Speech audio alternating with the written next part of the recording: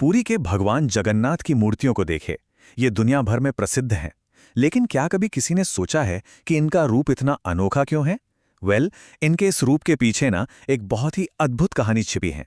एक ऐसी कहानी जो हमारी आस्था, हमारे धैर्य और जिसे हम परफेक्ट या पूर्ण कहते हैं, उस सोच को चैलेंज करती है। तो चलिए आज इसी रहस्य को सुलझाते हैं।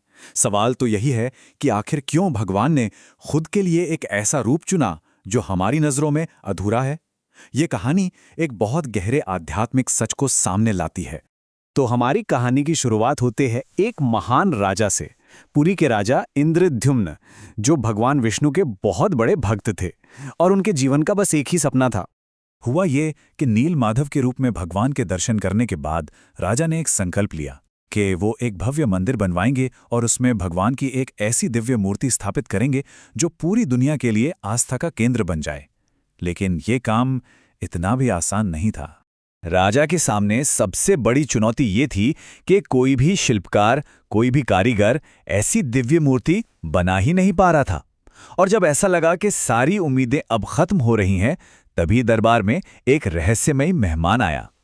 वो कोई साधारण कारीगर बिल्कुल नहीं लग रहा था। उसकी आंखों में एक अजीब सा, एक अलौकिक तेज था। उसने राजा से कहा कि वो उनका सपना पूरा करेगा, लेकिन उसकी कुछ बड़ी ही अनोखी और सख्त शर्तें थीं। राजा तो अपने सपने को पूरा करने के लिए इतने उत्सुक थे कि उन्होंने फौरन सारी शर्तें मान ली। उन्हें लगा कि सबसे मुश्किल काम तो एक शिल्पकार को ढूंढना था, पर उन्हें क्या पता था कि आस्था की असली परीक्षा तो अब शुरू होनी थी, धैर्य की परीक्षा। तो उस रहस्यमयी बढ़ई को एक कमरे में बंद कर दिया गया और काम शुरू हो गया। दिन बीतते गए। कमरे के अंदर से औजारों के चलने की आवाजें लगातार आती रहीं, जिससे सबको यकीन था कि मूर्तियां बन रही हैं। 14 दिन तक तो सब ठीक चला, लेकिन 15वें दिन अचानक अंदर से आने वाली हर आवाज बंद हो गई। महल में एक गहरा और चिंता बढ़ाने वाला सन्नाटा छा गया। और इस सन्नाटे ने रानी गुंडिचा के मन में एक डर पैदा कर दिया। उन्होंने राजा से कहा कि कहीं उस बूढ़े कारीगर के साथ अंदर कुछ अनहोनी तो नहीं हो गई, कहीं वो मर तो नहीं गया। अगर ऐसा हुआ तो ये पाप हम पर लगेगा। अब राजा अपने वचन और चिंता के बीच फंस गए और आखिरकार उनका धैर्य जवाब दे गया। उन्होंने वो फैसला ले लिया जो उन्हें बाद में अपनी सबसे बड़ी भूल लगने वाली थी। उन्होंने दरवाजा खोलने का आदेश दे दिया। वो ये नहीं जानते थे कि कभी-कभी इंसान की सबसे बड़ी नाकामी ही किसी दिव्य इच्छा को पूरा करने का जरिया बन जाती है। और जैसे ही दरवाजे खोले गए, अंदर का नजारा देखकर हर कोई बस हैरान रह गया। जो उन्होंने देखा वो किसी की कल्पना से भी बिल्कुल परे था। कमरा खाली था। वो रहस्यमयी बढ़ई गायब हो चुका था, जैसे कभी वहां था ही नहीं। और उसकी जगह पर खड़ी थीं 3 मूर्तियां, लेकिन वैसी नहीं जैसी किसी ने कल्पना की थी। भगवान जगन्नाथ, उनके भाई बलभद्र और बहन सुभद्रा, तीनों मूर्तियों के हाथ और पैर नहीं थे। उनका पूरा स्वरूप ही अधूरा था, कच्चा सा था। ये देखकर राजा का दिल टूट गया। राजा का दिल ग्लानि और दुख से भर गया।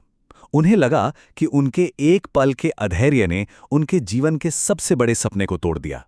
वो अपनी इस भूल पर पछताने लगे, ये समझे बिना कि जिसे वो एक अधूरा प्रयास मान रहे थे, वो असल में एक पूर्ण दिव्य संकल्प था। लेकिन जब राजा दुख में डूबे हुए थे, ठीक उसी वक्त एक ऐसी दिव्य घटना घटी जिसने पूरी कहानी का मतलब ही बदल कर रख दिया। ये कोई नाकामी नहीं थी, ये तो नियति थी। तभी एक आकाशवाणी हुई। कहते हैं कि स्वयं भगवान की आवाज ने राजा को समझाया कि ये रूप अधूरा नहीं है, ये तो मेरा अपनी इच्छा से चुना गया स्वरूप है। एक ऐसा रूप जो इंसानी सोच की परफेक्शन से कहीं परे है। पता है, इस अपूर्ण रूप का मतलब बहुत गहरा है। ये वो स्वरूप है जिसमें पूरा होने का कोई घमंड नहीं है, कोई अहंकार नहीं है। ये तो इस बात का प्रतीक है कि ईश्वर के लिए कोई अधूरा नहीं है। वो सबको वैसे ही अपनाते हैं जैसे वो हैं।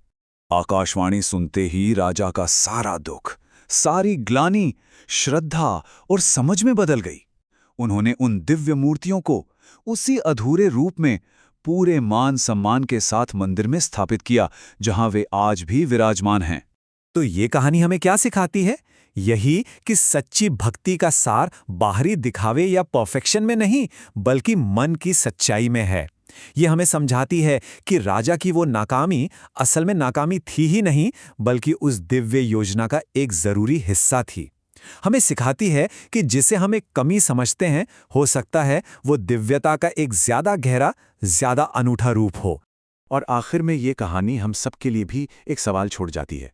क्या ये मुमकिन है कि जिसे हम अपने जीवन में अपनी कमी या अपूर्णता समझते हैं, वो असल में हमारे होने का सबसे सच्चा और सबसे शक्तिशाली स्वरूप हो?